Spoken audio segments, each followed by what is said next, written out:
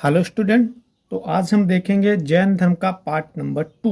ठीक है, एक हमने देख लिया, उसमें हमने इंट्रोडक्शन और जैन धर्म के जो भी सिद्धांत थे वो देखा था। ठीक है, आज हम देखते हैं जैन धर्म में कुल मिला के 24 तीर्थंकर थे। कितने थे?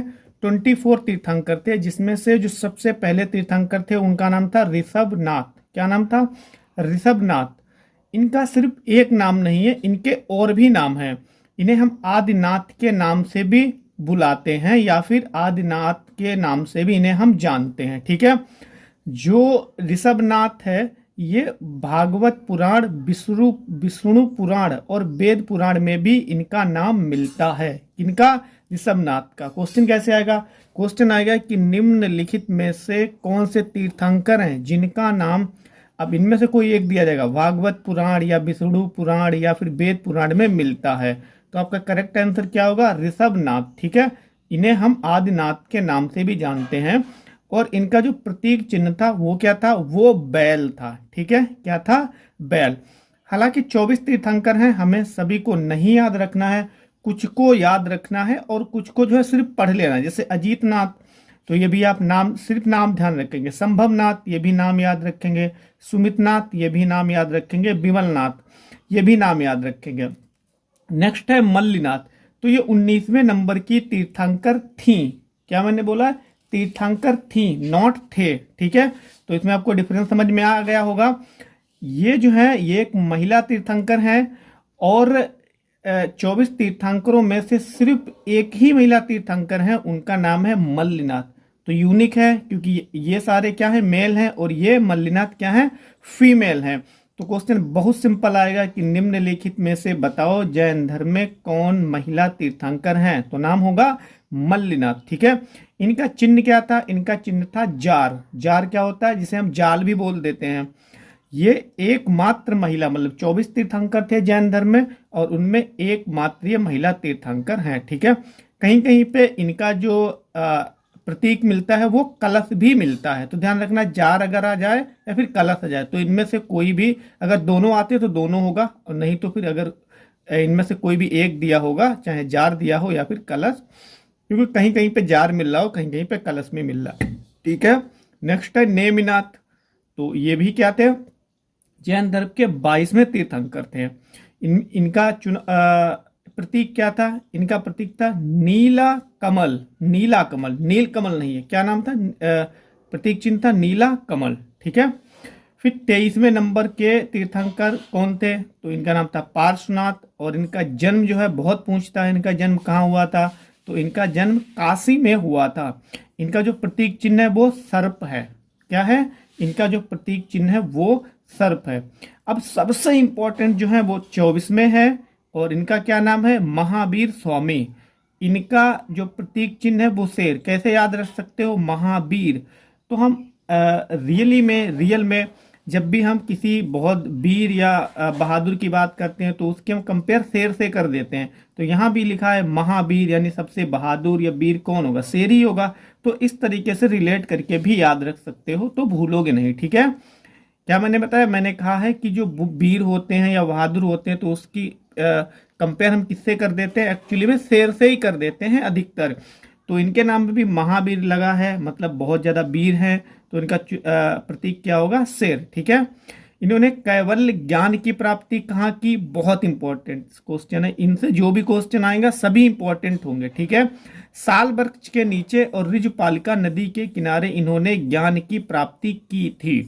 कैवल्य को ही ज्ञान कहते हैं, ये चीज ध्यान रखना। अगर सिर्फ कैवल्य आ जाए कभी कभी तो कैवल्य का अर्थ भी पूछ सकता है कि बताइए जैन धर्म में कैवल्य क्या है, तो उसका अर्थ क्या होगा? ज्ञान। ठीक है, और जैन धर्म के जो 24वें तीर्थंकर है महावीर स्वामी, उन्होंने ज्ञान कहाँ प्राप्त किया है? तो साल वृक्ष के नीचे ऋजुपालिका नदी के तट पर। ठीक है, फिर ये इन्होंने पहला उपदेश किसे कहाँ दिया था? राजगृह बितुलांचल पहाड़ी पे। कहाँ? राजगृह जगह का नाम है और बितुलांचल पर्वत या फिर पहाड़ी पे इन्होंने अपना पहला उपदेश दिया था।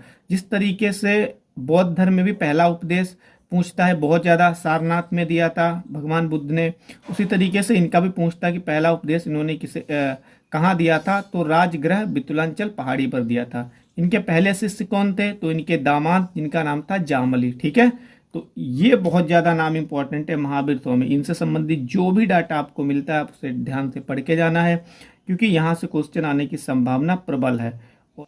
फिर देखते हैं जैन धर्म में कुछ संगतियां हुई थी, जैसे बौद्ध धर्म में भी हुई थी 4 से 5, ऐसे इसमें भी कुछ इंपॉर्टेंट संगतियां सम्मेलन हुए थे। तो पहली जो संगति हुई थी वो 300 ईसा पूर्व में हुई थी, पाटिलपुत्र नामक स्थान पर हुई थी। इसके अध्यक्ष स्थूलभद्र थे और उस समय शासक कौन था? चंद्रगुप्त मौर्य था।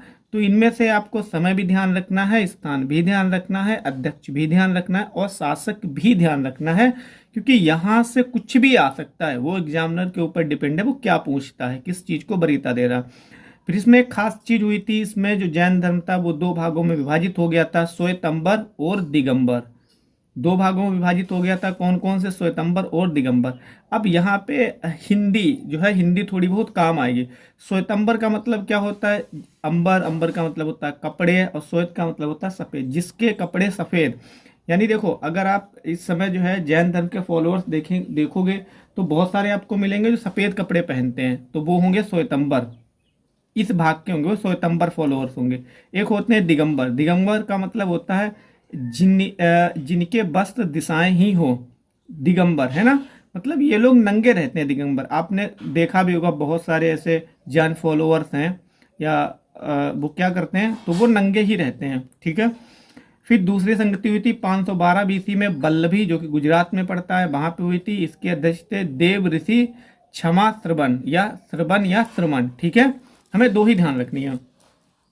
फिर कभी कभी ये पूछ लेता कि बताओ जैन धर्म के फॉलोअर्स कौन कौन थे उस समय, क्योंकि ये कुछ फेमस राजा थे, इन्होंने कुछ ने जो है क्या किया था, जैन धर्म को अपनाया था, तो कुछ ने जो है बौद्ध धर्म को अपनाया था। तो मैंने शॉर्ट ट्रिक बनाई है, ऊंच नीच, तो उदाइन या उदयन इसे बोलते हैं, इसने भी जैन धर्म को जो है अपनाया था।